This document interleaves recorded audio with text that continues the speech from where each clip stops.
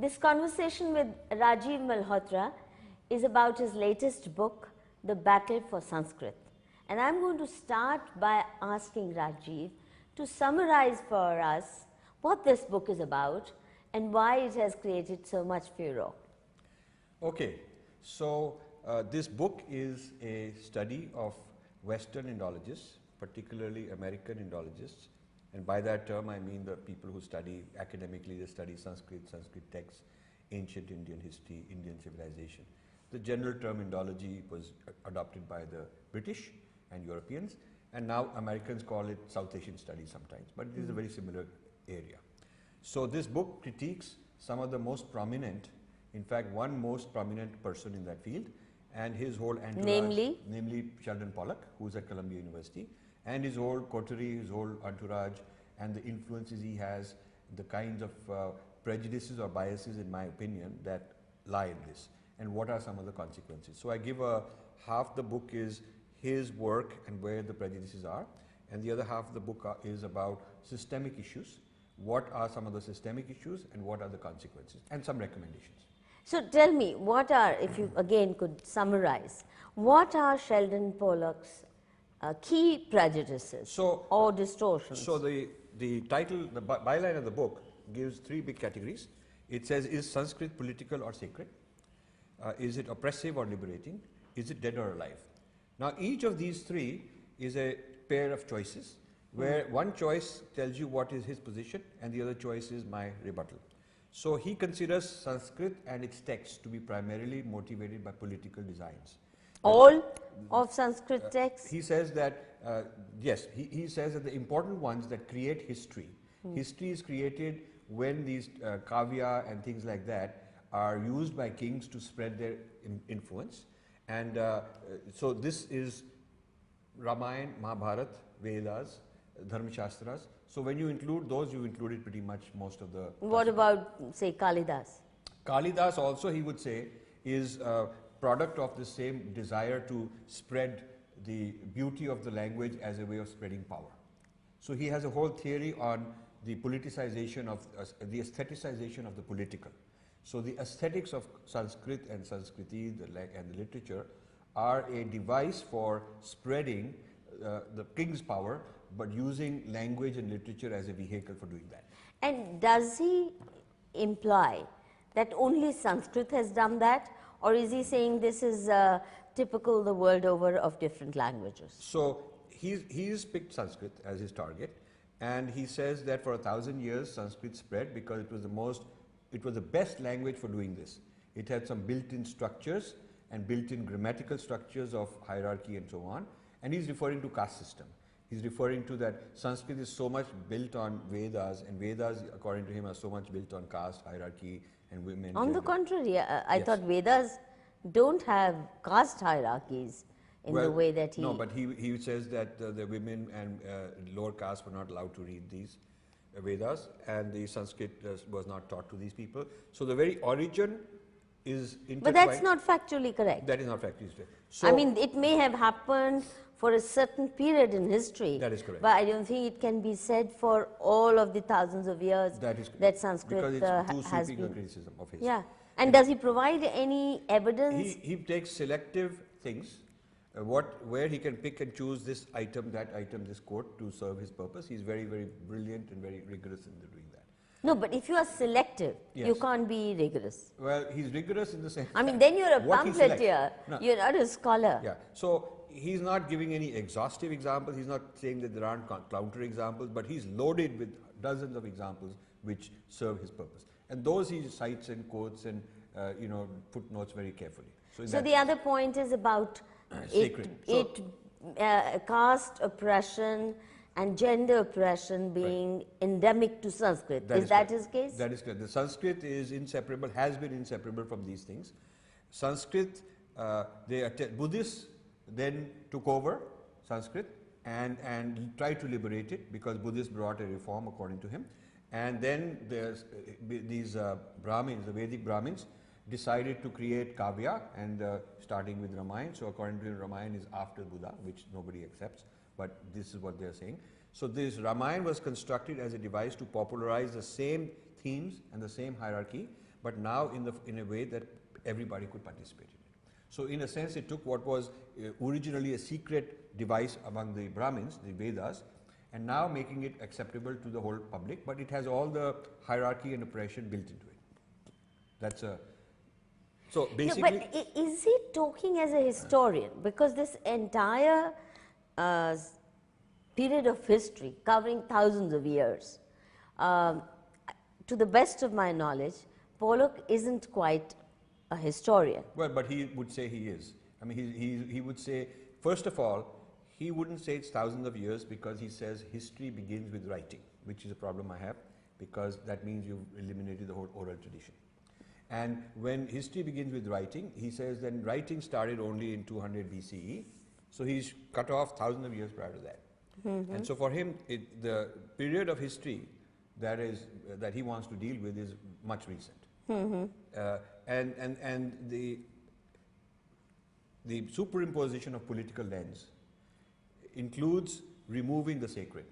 So that's another very important part. That's why the first question is it political or sacred? Because I would say a large reason for Sanskrit's success and for Sanskrit's spreading is because it brought some meaning to people's lives. He would say that it was an elitist project of the kings. So his is a political method, political motive that he's looking for in the reason for writing all the kavya and spreading all the kavya. And mine is that people were chanting mantras, they were doing yagnas, they were doing jyotish, they were doing architecture, dance. It brought meaning to people's lives. There must have been some grassroots value it brought. So the issue is whether it's top down, which is what he would say, or is it grassroots acceptance of Sanskrit. And considering that so much of literature in Sanskrit has been composed outside the courts, right? It was not all Darbari literature. And he says that that is another interesting point. He likes to show that it was basically sponsored by kings. So one of my rebuttals is to show that a lot of poetry were written outside the kings. Now,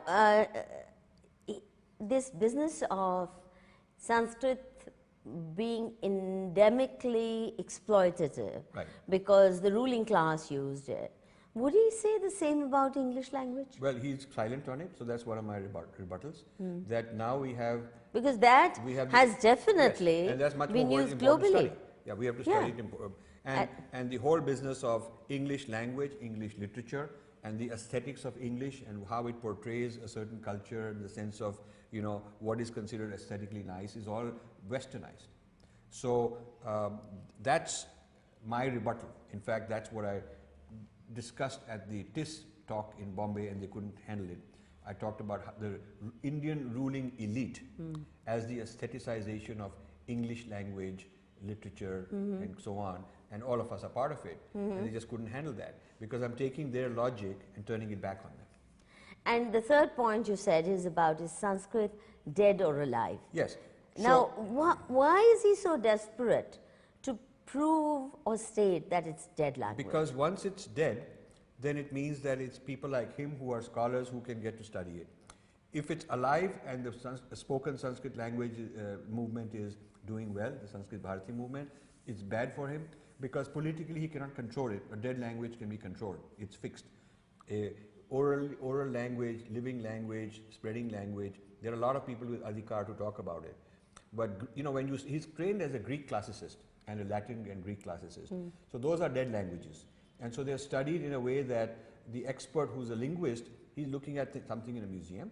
It's not lived in people's lives. So this is the same stature, this is the sense of revival that he has in mind. He would say that the reason, his argument for saying it is dead is based on looking at evidence and saying that it died. And the reason it died is because Hindu kings killed it in the 12th century. Muslims, in fact, tried to save it, is what he would say. I know, that seemed the most ridiculous of all. When I read your book, I found that the hardest to stomach. Yeah, and that Muslims tried to save it. Yeah, and he's given some random examples where king was bad person, and maybe, there are hundreds of kings, thousands of kings, you cannot take a few examples and do that. It would have to be a much more exhaustive research. And what troubled me is, sort of exonerating the Mughals who put Persian as a language, the British who put English as a language. Of the court and the darbar and the medium of instruction. Yeah. And in fact, he goes on saying multiple times that accusing or blaming the Muslims for having marginalized Sanskrit is totally wrong. He very clearly says that that is wrong, that is out.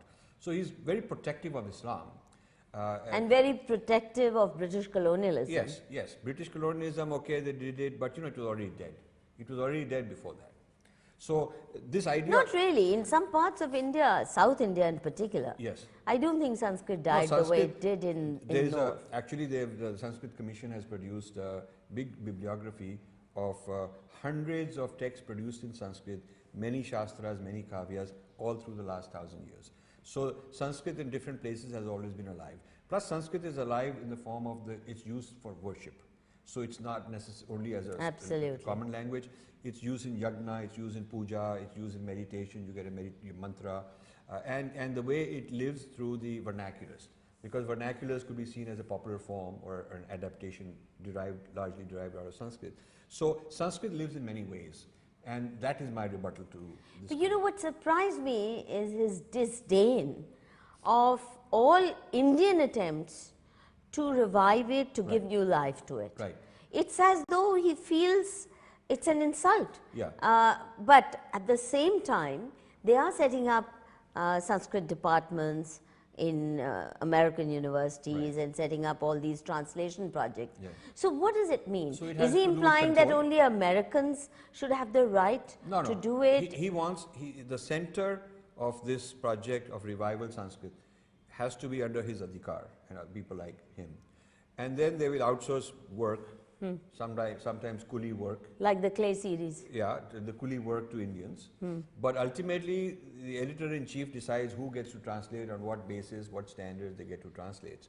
So he's actually very much interested in training Indians to be thinking like him. And he's managed to train a few very important people. Too many, some at my own center. Yes. Oh, he's a great favorite there. Yeah. That's true.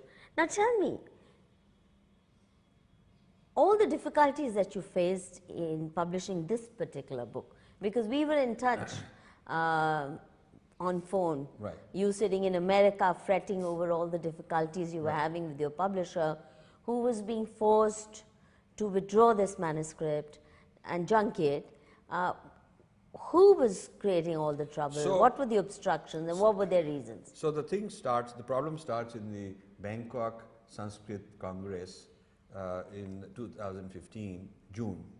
I was invited to be a keynote speaker and I spoke on this book. It was a huge success among the Indians and the Southeast Asian people. They loved it and they said, this is a book we all want to read. The Thai royal princess, who's the head of that committee, the one that organizes all this, the head patron I should say, sent a message saying she really enjoyed this and would love to get lots of copies of this book.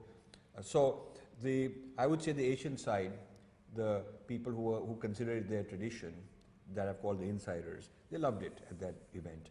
The Westerners who were present, they were not happy at all and started tweeting and started sending messages. Who is this guy? He is not qualified. He doesn't have the authority. And sort of taking shots at me. And then this turned into more and more personal stuff.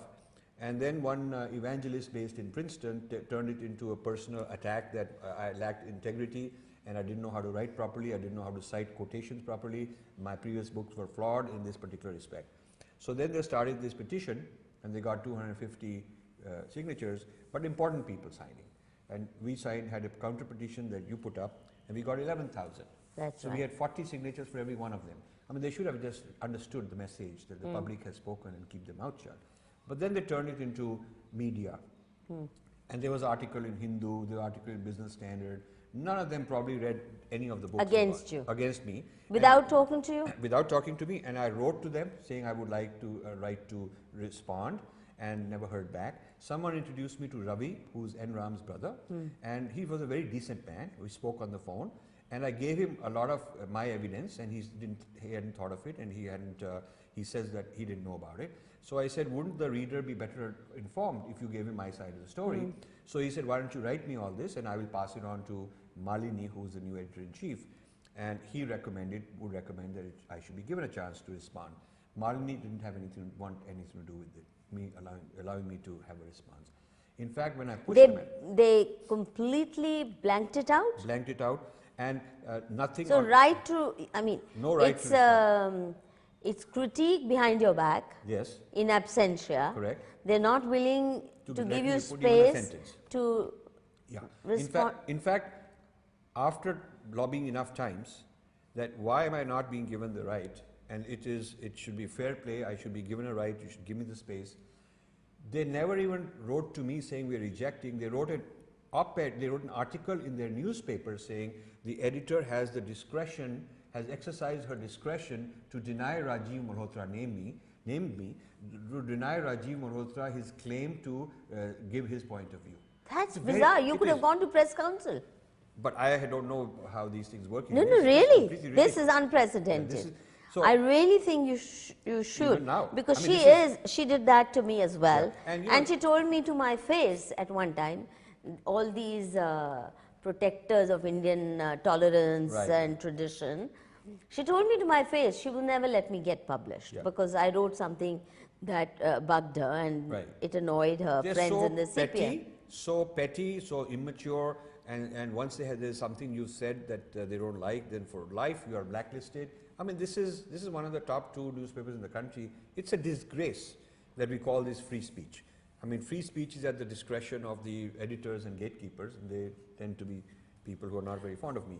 So anyway, so this went on, and then when all this died down, the publisher was very nervous because they also were doing a lot of lobbying to the publisher, asking that they should not publish my books. I'm a bad fellow, all kinds of problems with me.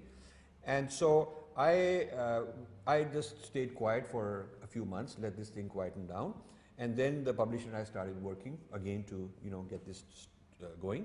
And the publisher wanted me to take a lot of precautions to make sure I'm not saying anything that would be personal. We are very sure that they've had many lawyers look at it, many different people look. This book has been checked out more than probably any other book I know of by lawyers here in India, by legal people overseas. I see. By the publisher to make sure that I'm not doing anything defamatory, and I'm not. I'm very courteous, and I'm just disagreeing with their positions. And so then finally the thing went to press.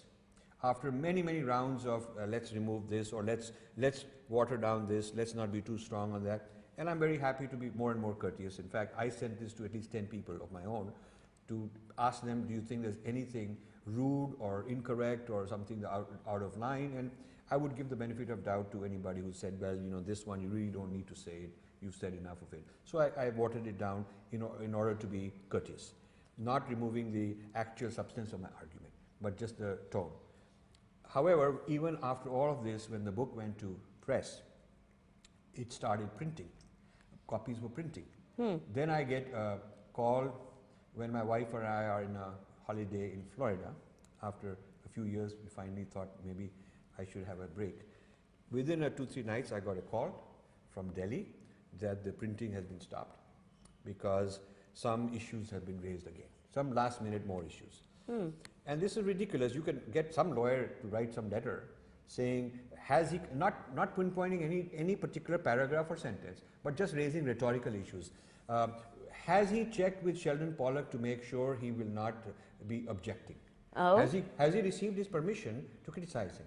Now I said, Oh my what God. a ridiculous thing to say. No one could be criticized. Did they take your permission when they banged at you at various so fora? you could never criticize a person if the rules were that you need their permission.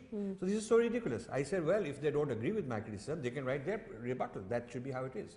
But the fear, the fear was that, okay, maybe they'll create another ruckus like the one they did in the summer. And do we really want to be in a mudslinging battle? And so I made some further changes, and I made some young people in Princeton, 2 of them, work 14 hours non-stop because my eyes are not that good, looking through all kind of little details and checking it here, checking there, producing lists and all that.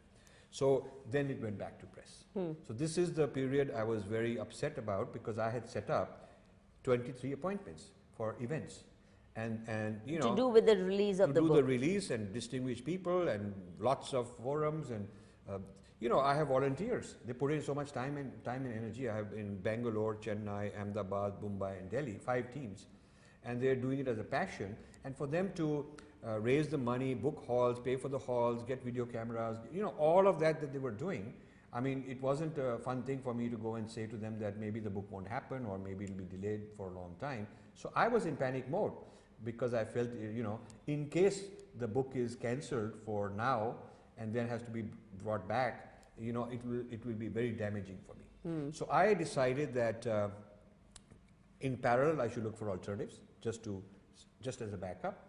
If everything is back on track, nothing like it. But if it's not back on track, I should have some alternatives, because I cannot destroy my life as a writer. And so luckily things were okay. We got the book, we got thousands of copies, and the book has done extremely well. The publisher is very happy. We've sold out the first print run and much of the second print run. So that's Have they responded at all? Nobody. I wrote to Sheldon Pollock several times saying, let's have a debate. And he wasn't interested. Then he said, maybe we could have because I wanted a video debate online. We're sitting like this and having conversations, very relaxed, very friendly, saying, you've written this, here's my view, what do you think? So we could actually raise the standard of of discourse rather than anger, rather than personal or emotional outbursts. So when I talked to him verbally, he was happy about this idea. He said, yeah, we should talk, maybe one day we will. But he wasn't pinned down easily. So when I wrote to him about this, he said he's not sure, let him think. And then after a couple of times, he said, maybe we can do it in writing rather than video. He was a bit nervous about live, you know. But he said, maybe a neutral moderator can send questions to both of us and we can respond to the questions and also respond to each other. And then this neutral moderator can write up interview with both of us. Rather than video, it will be written. I accepted that. And then close to the date of availability of my book, I wrote again saying that let's proceed with this written thing. And he didn't come back with any response. He just said, wish you a happy holiday, and we'll talk later. And so they chicken out when it comes to an open debate. Yes, they've chicken. I would say, let's take him at face value. Let's then give him the benefit of doubt. I would say he's very busy, is what he said. He's very busy right now, and we'll think about it later. Okay, now one of the key arguments you've used in this book is that Pollock, as an outsider who does not really believe in all these sacred texts, or doesn't even see them as sacred, as you mentioned earlier, that he sees them through a political lens, and that too a Marxist, class struggle, gender war lens. Oppression, whom, all that stuff. That's right. Normally, this is not how literary criticism is done. I, as a student of English literature, I know that this is not how they analyze their own literature. But you know, why is it that he's coined a term, political philology. Yes. Philology is the study of text looking for meaning, interpretation of text. But it can be, there's many approaches to philology. So Marxist philology, which he's coined the term political philology, is the interpretation of text for a political motive, that looking for hidden political motives in this text. You may have written something and you don't think it has anything to do with class struggle, but you know what, we can Freudian psychoanalyze you and say in your basement, in your subconscious, in your unconscious, lies this hatred or prejudice, and it comes out indirectly in your style of writing, and you don't know it, but we are the doctor, will tell you that. True. Now, there's 2 points here. Firstly, I personally think this position you take on the insider-outsider needs slight amendment, because all insiders will not view it similarly. Absolutely correct. And all outsiders need not be as gross as his interpretation is. I mean, take David Shulman, for example. He is as much an outsider as is Pollock, but David Shulman is not so gross in the interpretations. Yeah, so I have written this idea in one of the early chapters. I've explained the term insider and outsider, and I've said that when you want to have a debate, when you want to highlight things, you need to pick a term of convenience, and not all insiders are one view. There is big diversity among the insiders. They also fight and disagree with each other, and not all outsiders are of a certain view. Nor am I saying that all Americans are outsiders. I mean, there are some people who are really deep into bhakti. There are people deep into philosophy, or Indian philosophy. They're more into it than Indians are. And so insider and outsider should not be taken as Indian and American. It's not an ethnic or racial term. A lot of Indians at the left are not insiders. I mean, they are brown-skinned outsiders. So I'm looking at it more like an ideological stand on these issues, whether you think it's political or sacred, whether you think it's oppressive or liberating, whether you think it's dead or alive, are the sort of criteria which I'm calling insider and outsider. And any ethnicity can belong to either insider or outsider. And there are people who are both.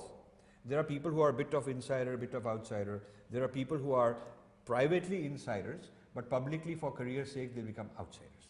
That's true. And there are also people the other way around. They are really, really outsiders, they're out to get you, but they pretend to be insiders to get like in the door. Pollock does. Yeah, that is right. Now this whole business of politicization, let's accept that there is a certain political worldview in Ramayana, and there is Right. also in, for example, Mahabharata. Right.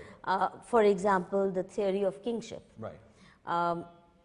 The large parts in Mahabharata as well as in Ramayana, which do describe what are the what an ideal king is about. Right.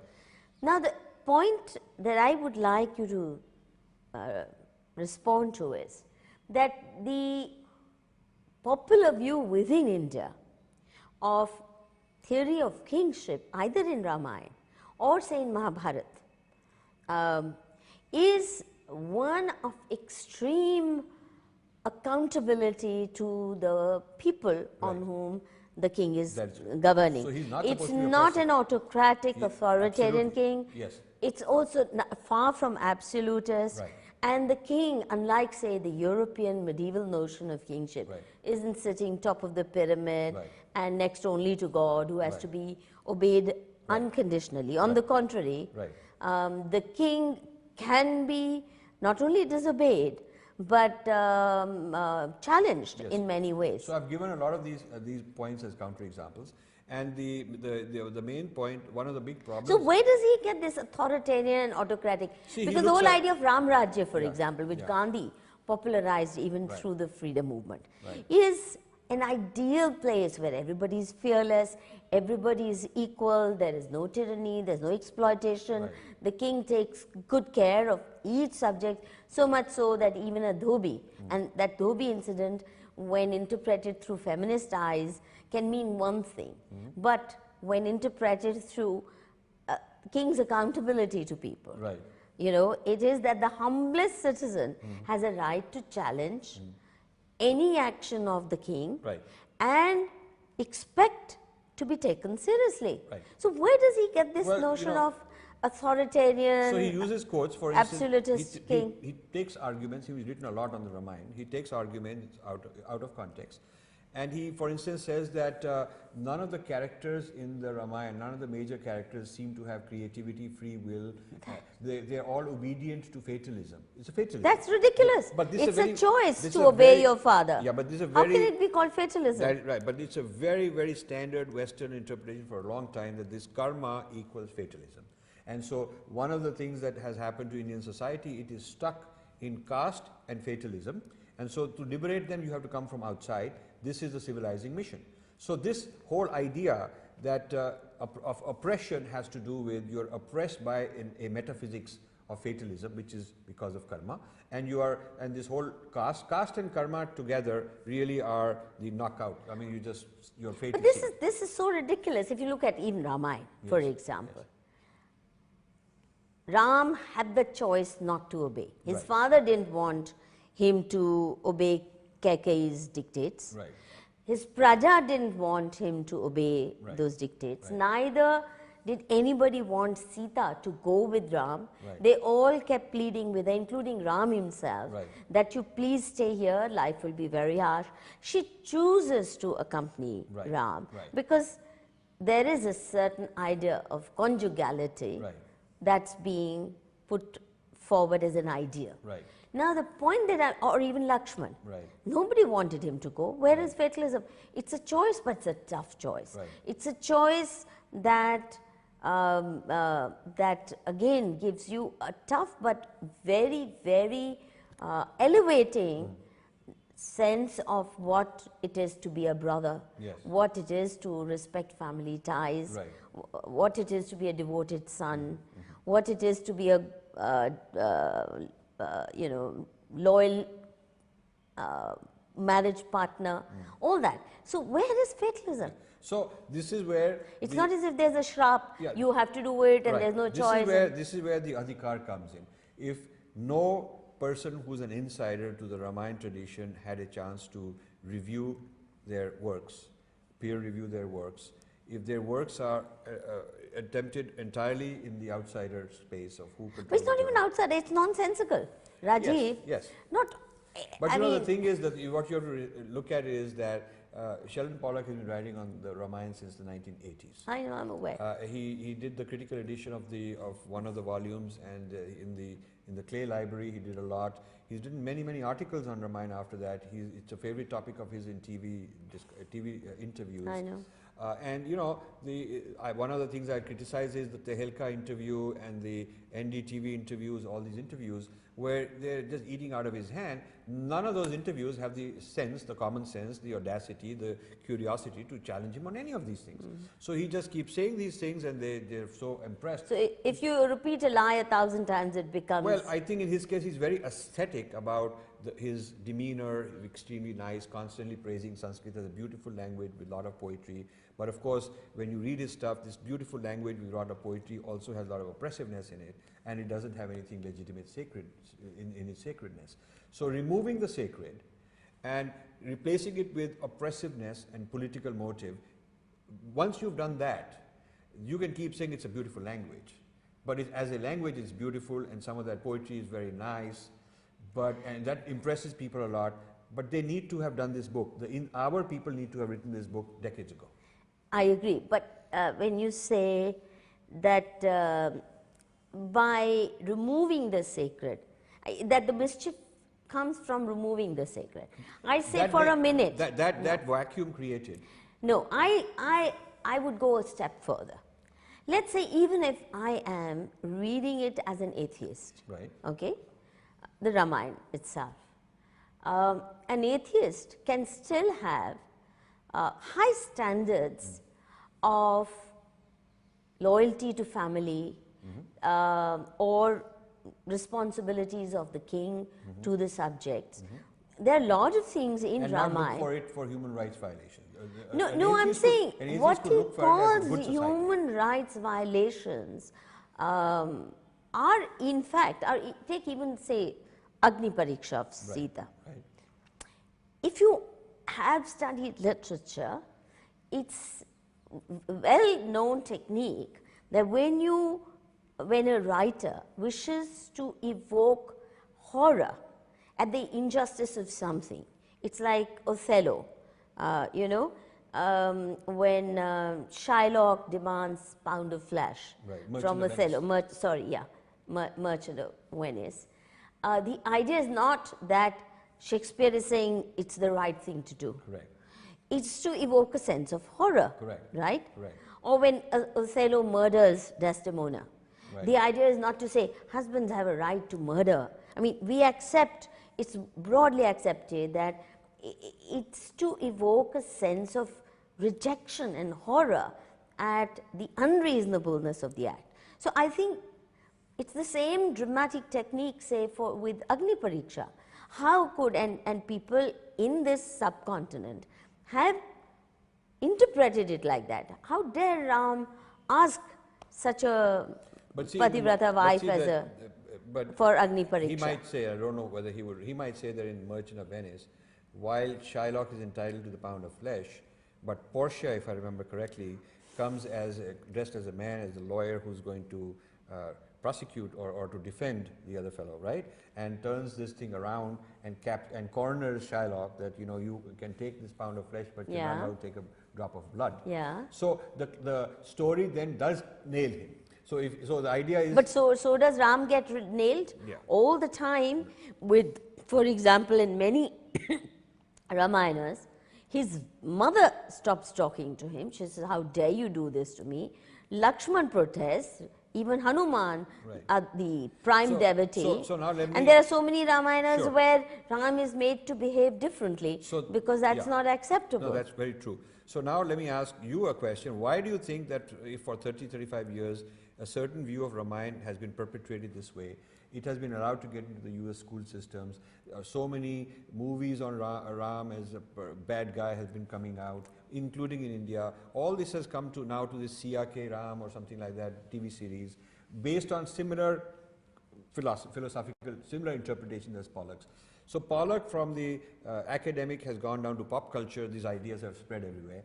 Why is it that nobody in India has bothered to, I mean this really troubles me, why is it that nobody in India bothered to respond? And the answers I get, and I want your view on it, the answers I get are things like, why should we care, truth is in my heart, humko kya parwa. It's a kind of a benign neglect, maybe it's laziness. Some of them would say we don't read enough English, we can't understand what the heck these guys are saying, that's also an issue.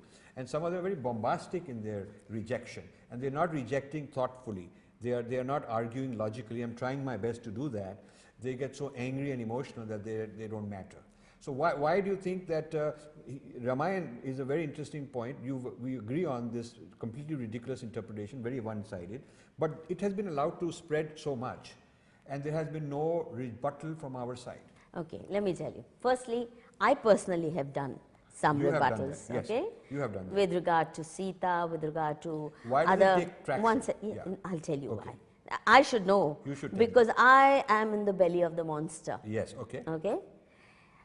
Firstly, if you challenge, I remember when this book, The Many Ramayanas, was being published, Right. and one of my articles was included. And I had taken, I had critiqued, who's that UCLA person? Rich Goldman, Goldman. the wife. Paula. Paula Goldman, Yeah. that's right. Right. Now, in this conference on Sita, Paula Goldman came up with one kind of interpretation. This was a conference on Sita at, Right. in was it Oxford or SOAS? And mine was a counter to her. And my essay, when it had to be edited by Paula Richmond, she just forced me to cut out my critique of her. She says, you state your position. 1 second. I've seen so many times, yes. Not only that, Yes. no. Secondly, as I went in the direction of challenging the standard feminist, leftist, Marxist, postmodernist and modernist wisdom, all it meant is you were completely sidelined, you know. I used to be otherwise quite a favorite person for lectures in American universities. Once they realized I was not singing the songs they wanted to hear or they wanted their students to hear, then those invitations stopped. Not only will you not be invited to conferences, you won't be able to get published anywhere. I mean, you had difficulty with this book. Yes. When I wrote my book on Modi, I couldn't get a publisher. I had to publish it myself. And again, there was, you know, time constraint. I couldn't get a place to release it. Even India International Center cancelled the booking. Really? Yes, Gandhi Peace Foundation cancelled the booking for the release of my book. So Gandhi Peace Foundation. Yeah. So the point is that you will be so sidelined, you will cease to exist. You will never get a promotion, you'll never get a decent job, you will never get a fellowship, you will never be invited to a conference, and you will be treated like an untouchable in the way that I am, even at CSDS. So how many people are going to risk it? So we agree on, there's one point that there is an invisible glass ceiling that the traditional No, it's very visible. But the traditional guy somehow says, humko takkar nahi leni. I don't But want traditionals are not reading it now. that See, is- the point is that they are in their own world. Right. The believers are in their own world. They say, humko kya pada? No, they don't even know what's being written about them. Yeah. It's like, say for example, BJP. You will say, if you read Economic and Political Weekly or any of their journals, you only see filthy abuses. Right. You know, fascist, mass murderers, whatever. And the dirtiest of political abuses are hurled at them.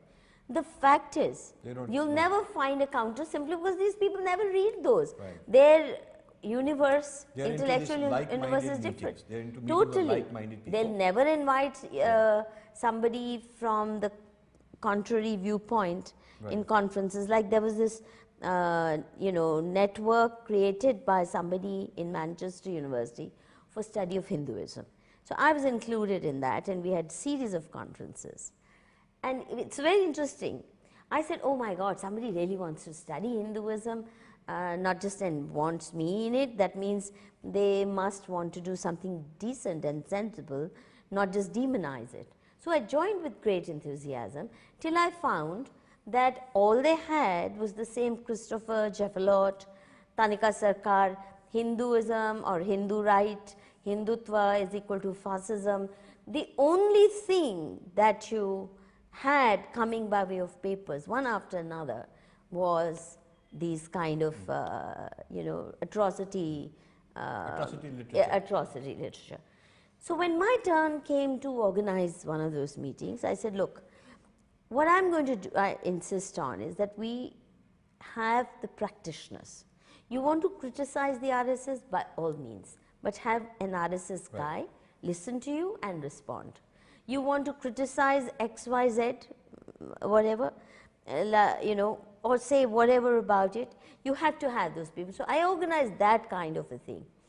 They were extremely uneasy about it. They couldn't take it because not only when they demonized you, in one case, this American scholar had done a study of a mutt in Karnataka.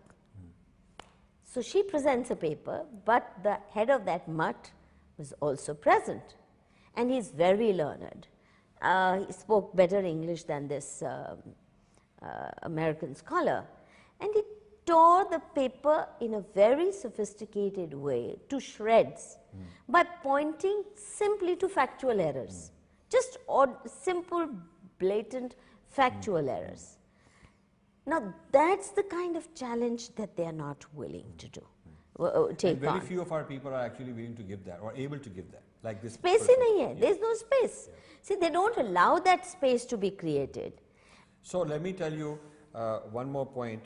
Since we are on to discussing the role of the anti-Hindu, the Hindu-phobic or the left or whatever, Pollock is a very special person to them because he knows Sanskrit very well, which Ramila Thapar didn't know, Irfan Habib didn't know, these kind of people didn't know.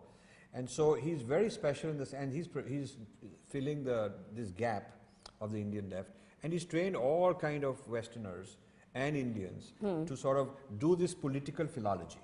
So this new approach to Sanskrit studies, you will notice some people in your CSDS also have come back as students. My God. Now they can quote some Shastra to make their point.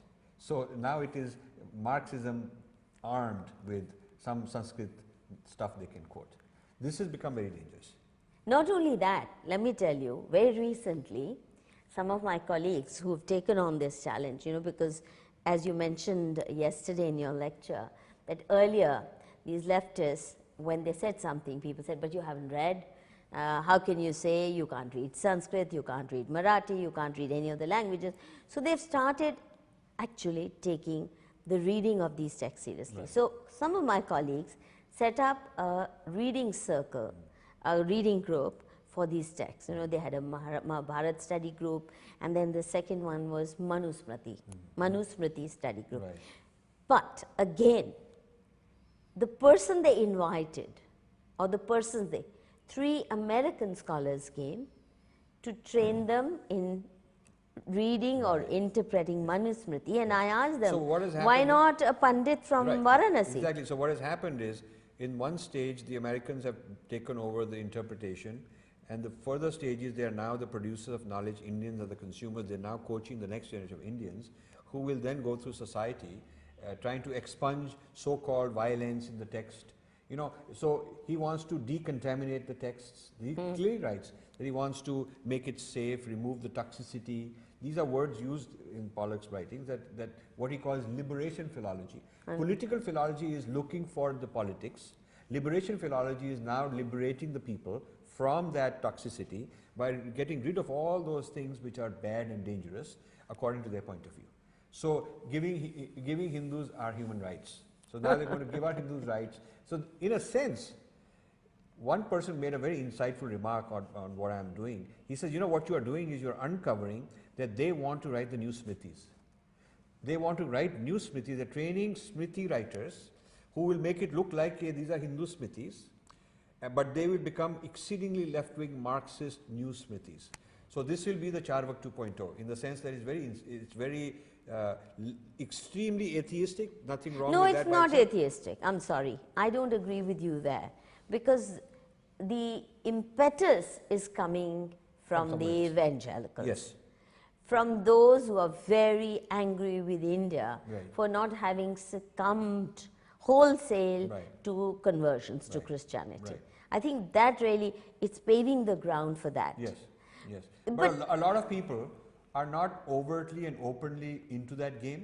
Like they're Jewish people, they wouldn't be into conversion, but they are playing that role anyway. They're facilitating. The end game will not be conversion to Judaism, and the end game is not going to be. No, Judaism is not even on the table. Right, and the end game will not be a conversion to some kind of a communist state, because communism is on the way out. It's just an intermediate step to get rid of the Hindu context, to get rid of the Hindu institutions and the meanings of these texts that have to in people's lives, so that it becomes an easier thing to Christianize. See, when you said the agenda is not even communism, in fact not at all. Right. But it's very noteworthy that Western universities, especially now the Americans, will patronize only leftist scholars for whichever discipline. Right. Except maybe economics, where people like Arvind Panagraya may. That's because the multinationals exactly, want to have free markets. Exactly. Other than that, history, sociology, political science. The social sciences are all. Social sciences are all are the preferred. So one thing I students want to are. ask you is, since you're India based, you know this place better than me. Why has the new, why has the new government, they ought to be smart and do all this. Is it that the people on our wavelength don't exist in large enough numbers? Is it the government is scared? What exactly has kept us 2 years into this government, 2 years, and we haven't replaced some of the senior people who are from the old left guard? Before I answer that question, I had another point that Okay. you know, what I noticed, and it's linked to what you've been saying earlier, which is that most of these people present themselves as liberals, okay? Right. And their critique of Hindu groups is that that's illiberal, that's obscurantism, etc. We are the liberals, Right. and we relate to the liberal strand within Hindu tradition. Right. And there they find bhakti movement or whatever as their big peg to hang things. Right. But here, the most illiberal thing that I find about Pollock's way of presenting things is that not only does he want to be taken seriously, but what he's saying is, I and people like me alone have the monopoly of interpretation. Well, yeah. Anybody else, within the tradition especially, who does so, is doing it for bad purposes. For example, Sanskrit Bharati. Right. Very disdainful towards the attempts of Sanskrit Bharati. And any attempt by BJP, these kind of people, Exactly. Sort of like it is, then they're killing Muslims, they've done this, Yeah. so they're tainted people, and whatever they're doing is to be really hit hard, because they're tainted people and they're bad. They are tainted people because they're Hindu. Right. Basically, Right. even the Ramanand Sagar Ramayana Right. On the television serial, the whole theory is that it was done for with bad ends in view. They wanted to get BJP in power. They, That was the theory. and promote obscurantism and women's oppression and training women to accept a subsidy. right. I mean, that's the whole.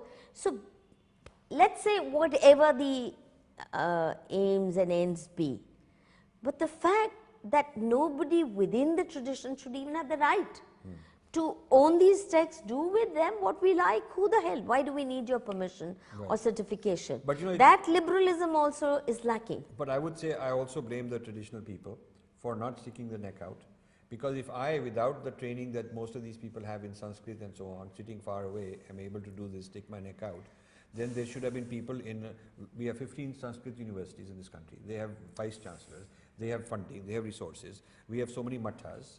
Now one of the biggest mathas is about to sell out to them, this whole Shringeri thing, because they are in awe that these guys are better than us and we will be in good hands because they'll look after us, and New York jayenge, humko they'll look after and we'll get VIP treatment. All that kind of stuff is also part of it.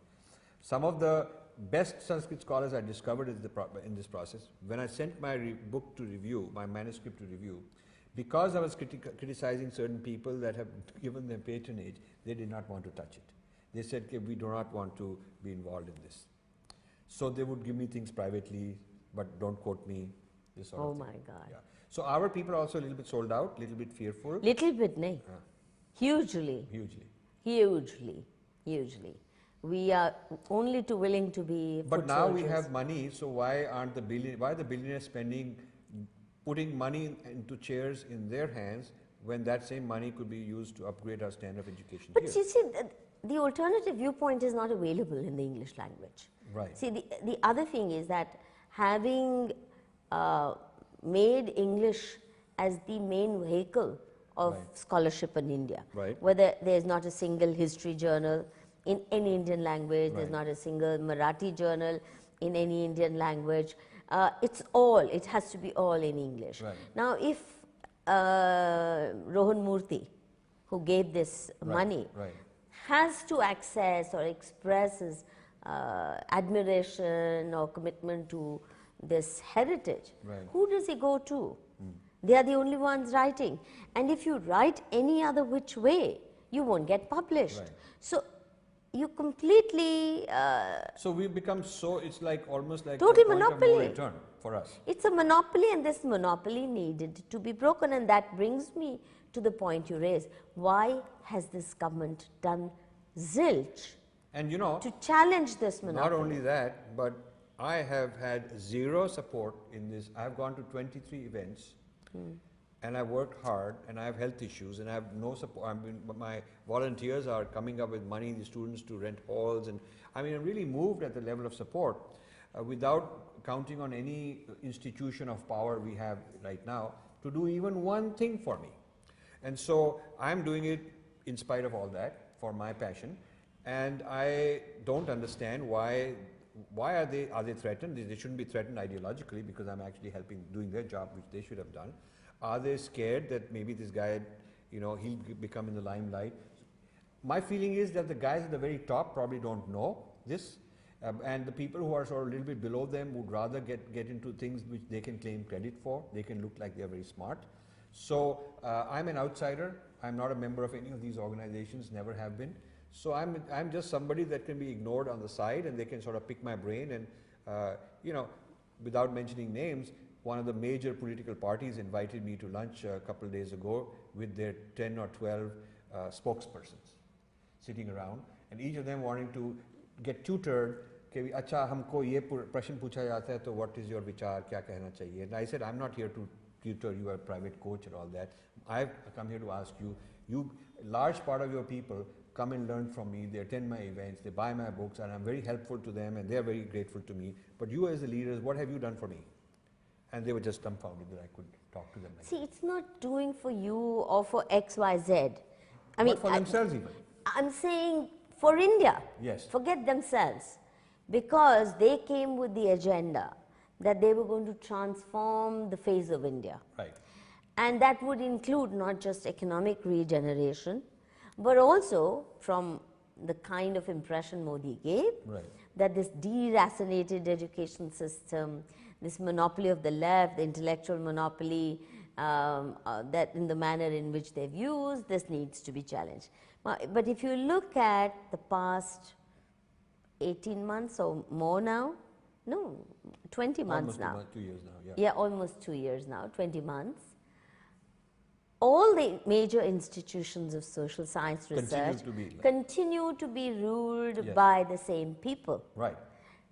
ICSSR, same team is in place. CSDS. CSDS, though, you know, there the government can't change because faculty is permanent. So CSDS is different.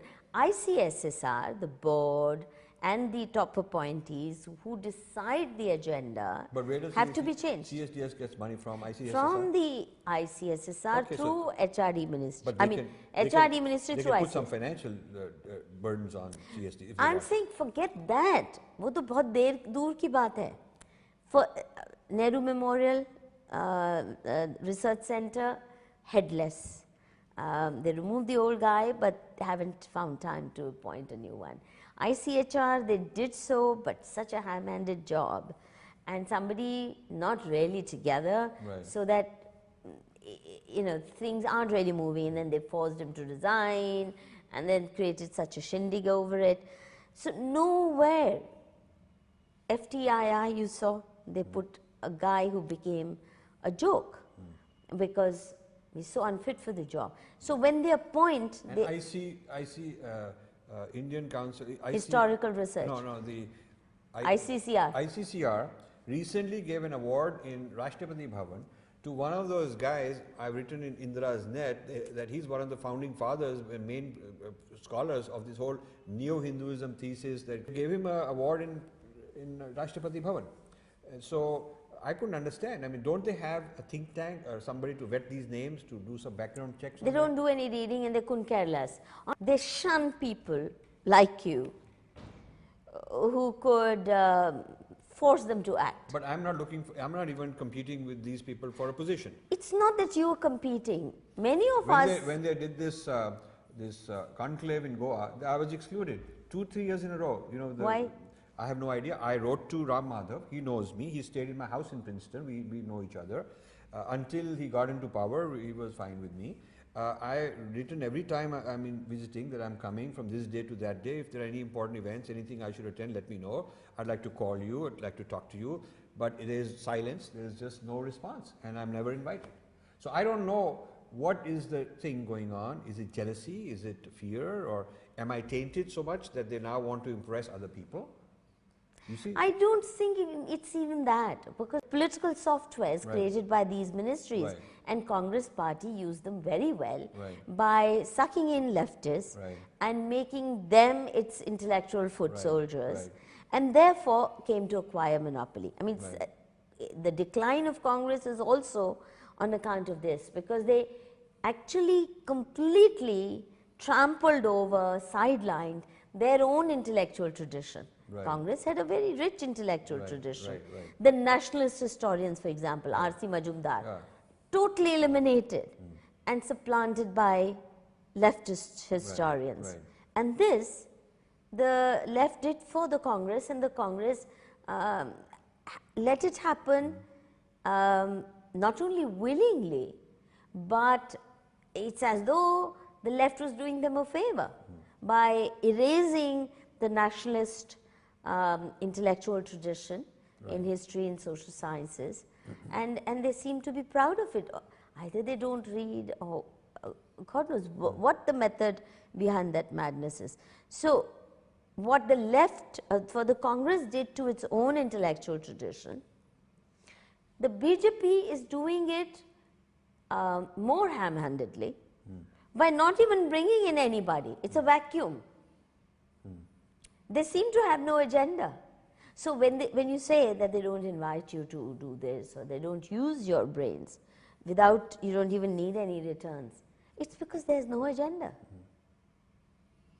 But at the same time, I see certain people very intellectually ambitious in their camp who want to be seen surrounded by intellectuals. They want to create this conclave and sponsor this and talk about that and quote this and that, sounds overnight like they become very learned, and they seem to be very selective in bringing certain people and excluding certain people, and I honestly don't know what the game is. I think it's a lot of personal friction with somebody, they don't like someone, it's petty stuff.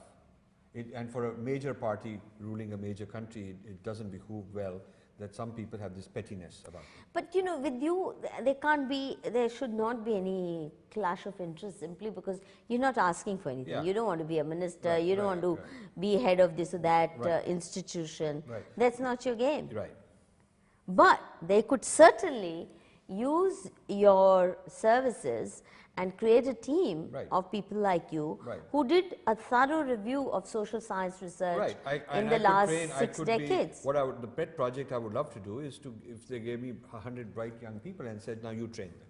You run an institute, give them a few semesters of education on how to be a writer, how to be a thinker, what are the major issues. Or even review social science research, Right. like you've reviewed Pollock. Right. I think the entire domain of social science research needs to be reviewed? Yes. What kind of priorities have come to Right, be? right. What kind of divisive agendas are coming through social science Right, research, right. combined with, of course, a certain kind of NGO activism? Right. You know, Right. that needs to be done Yes. urgently, and it doesn't seem to And be on since there. these things take time to bear fruit, you cannot just order it and have it done. I think they don't probably understand how much effort, time, brains it takes to produce results, because to do these reviews takes a lot of effort. Absolutely. I mean, this thing sucked my whole prawn for 1.5 years. So they might think कि हो जाएगा कभी बाद में देखेंगे, but they don't understand that we're losing time, and before the term is over, you won't be able to complete many projects even if you started them now. Now, finally, to conclude, why do you think they haven't, Pollock and company, haven't responded? The newspapers are not reviewing your book? I think they will. I think there is a huge attack coming. I am expecting that. I don't know what kind of attack it will be. I hope it's intellectual. I hope it's serious, scholarly level, and it's a chance to not some sort of hit me in a newspaper where I'm not allowed to respond, but something more open where we can give and take. I'm more than happy to be corrected. I'm more than happy to say, okay, this was not right, and I'll accommodate that. I have no problem making adjustments, but I do want a voice, and I want a voice for our tradition. That's what I want. I'm opening the doors for our traditional voice.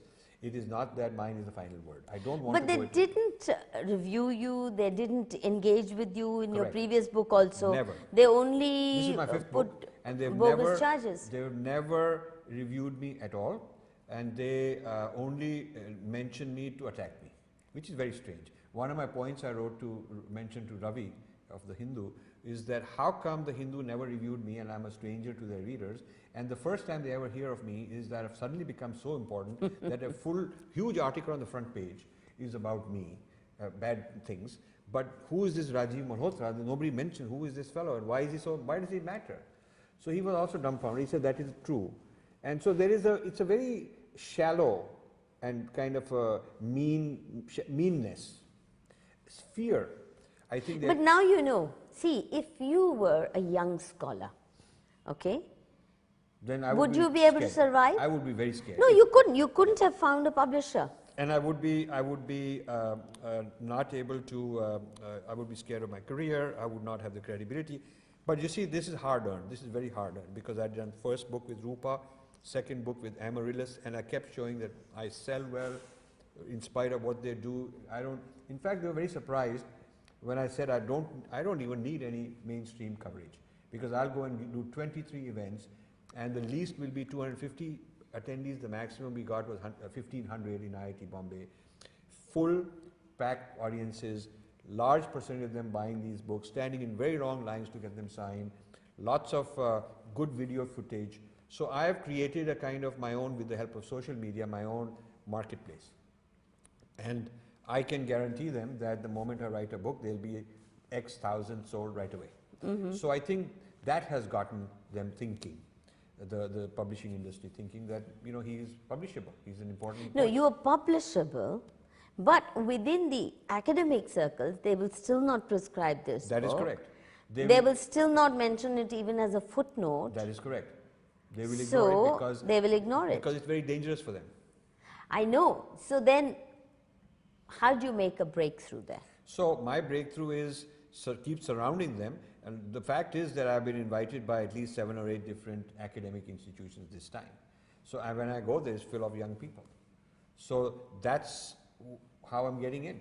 So social media pressure will force them at some point. Students are bringing me in. Faculty brought me into Delhi University Sanskrit department, and I really See, Sanskrit department but I is care not about, their domain. Yes, but the thing is, once But the history department will not get you. Yes, but the Sanskrit departments, both JNU and Delhi University, since they are on board, and since they are going to start writing, some people are going to do their PhD on Pollock.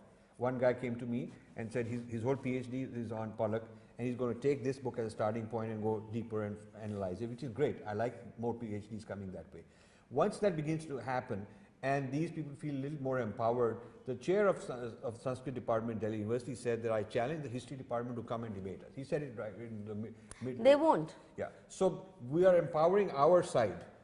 We are giving them more ammunition, more things to work with, and giving them some weapons to go and fight the other side. That's what I'm trying to do with this. I'm not debating the history side because they don't want to.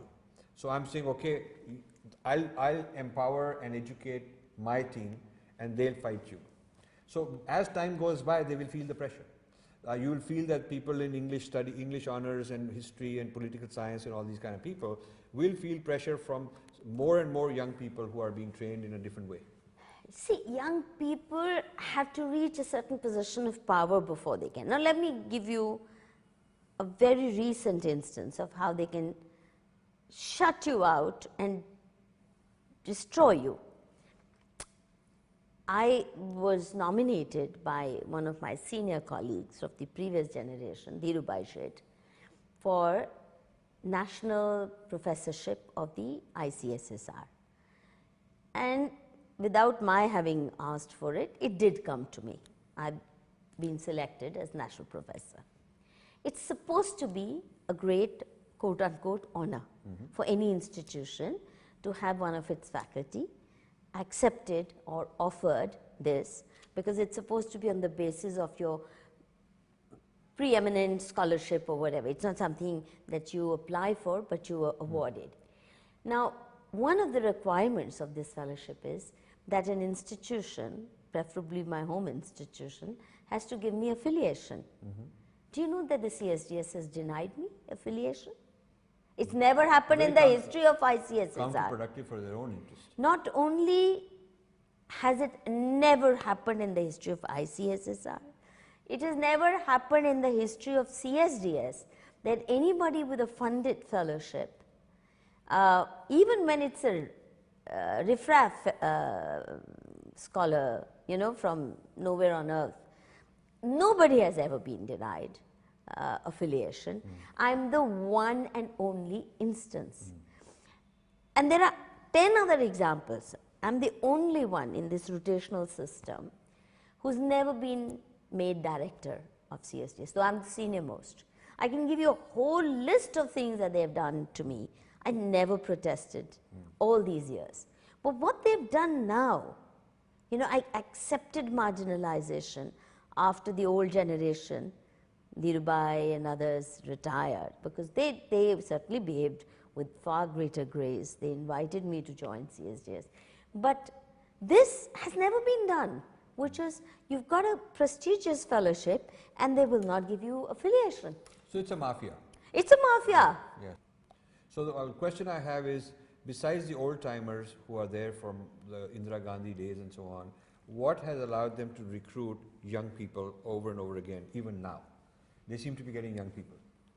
Because if you follow that path, you get jobs, you get fellowships, you get invitations to conferences abroad. The moment you fall out of line, you disappear. Nothing will come your way. Simple. This monopoly, this vicious monopoly that the left has over prime jobs and fellowships and all these intellectual centers. Right. That's what does it. Right. And this monopoly needed to be challenged. These institutions needed to be opened up, actually liberalized, not have just one. It's very Stalinist way of doing things. Just as in West Bengal, during CPM rule, you couldn't get even a peon's job, leave alone a professor's job, if you weren't a card-holding party member. All jobs were shut out. So in a sense, the new government is continuing to fund and patronize and nurture their enemies. Absolutely. That's what you're saying. Who hate them, or who give them hard time, and but yet. Tell me, if they were to take hard step and say, okay, these 200-300 people we're going to remove, do they have replacement people? That's the issue. See, for the next 25-30 years, right, the government of India should create a very large social science research fund and say, we will not allow foreign funded research in India. Even if foreign scholars want to research India, they'll come with our money. China has that. I know. Well, China does it in a very, very authoritarian manner. Right. We could be. But they get away with it. They People get, respect them? of course. People respect them? Of course. See, I'm not in favor of academic authoritarianism. But I'm certainly, firstly, very serious need to review social science research. What's the narrative they've built around Indian society? What are its political invasions? Just as one Aryan invasion theory has actually caused havoc political, the divide between Dalits, non-Dalits, North, South, that's right, Aryans, Dravidians, all these imaginary divides too that they've been able to create. Or the Hindu-Muslim discourse, whereby the victims are to blame. Kashmiri Pandits are to be blamed for the fact that they left Kashmir, not those who pushed them out. So this entire discourse has been created with generous help from international donor agencies, the Ford Foundation, the HEVOS, the entire. So I would just ask them to pack up, leave. But then you need the Narayan Murthy's of the world, rather than funding those guys, to cough up some money and create the Indian version of those people. We need the Indian equivalent of the Ford Foundations, and by now these guys should have put their heads together and produced something. So anyway, Rajiv, pleasure talking to you. Good to talk to you. And I hope good sense prevails, because essentially this is... Write a review for my book. I certainly will, and there are other ways in which we can make it happen. We can have some discussions where we can invite opponents, but keep it civilized. And if you host an event where somebody else wants to discuss this with me, I'd love to, in my next trip, do that. We'll do that. Manushi can do that. Yes, gladly. I would love to see Manushi organize one of these. Yes, I'll try to rope in some of the people who otherwise wouldn't want to sit under the same roof with you. Try to say, come, critique it, read the book, and let's have a conversation. Have a conversation. We can sit here and talk about it. All the best and keep going. Thank you very much. Thank you.